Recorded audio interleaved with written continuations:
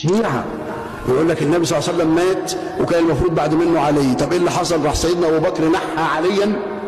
مالكش انت في الموضوع ده خالص. طب بس انا المفروض اللي ابقى اخلفه. قالوا لا لا لا مفيش تخلف ولا حاجه، اسكت. من مين انا؟ وسيدنا عمر معاه واتفق الصحابه كلهم ال100,000 كانوا واقفين في حبه الوداع. 100,000 اتفق ال100,000 كلهم مع بعض الا 4 بس. هم 4 دول بس اللي كويسين، انما كل دول كانوا منافقين.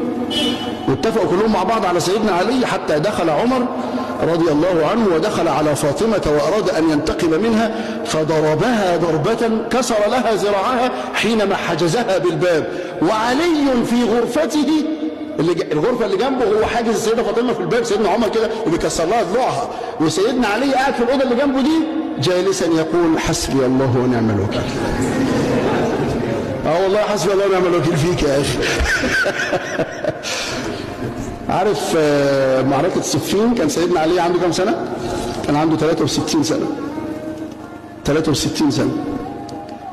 وبعدين في واحد طالع كده لا نجوت إن نجا علي، وداخل يجري بالفرس كده وداخل على سيدنا علي، فقام إزاءه الحسن. راح واقف قصاده كده عشان يمنع عنه وقالوا بيت رسول الله أسود.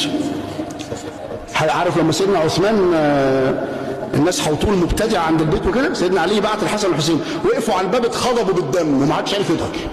2 بس منعوا الجمهور، ما حدش عارف يدخل البيت وخضب بالدم رضي الله عنهم. فراح الحسن طلع وقف قدامه، راح سيدنا علي قال تنحى يا بني، فقال انه يريد ان يقتلك اي ابا. قال يا بني كل بقدر، هو مش هيقتلني مش براحته يعني، ده كله مكتوب، بس تعال انت على جنب. فراح جايب سيدنا 63 سنه جاب سيدنا الحسن كده على جنبه، وبعدين الراجل دخل، فلما اختلفت عنق فرسيهما الراجل قرب قوي كده، سيدنا علي شاله من على الفرس وراح هبده في الارض كسر له دراعه. تقوم تقول لي قاعد في الاوضه والحسن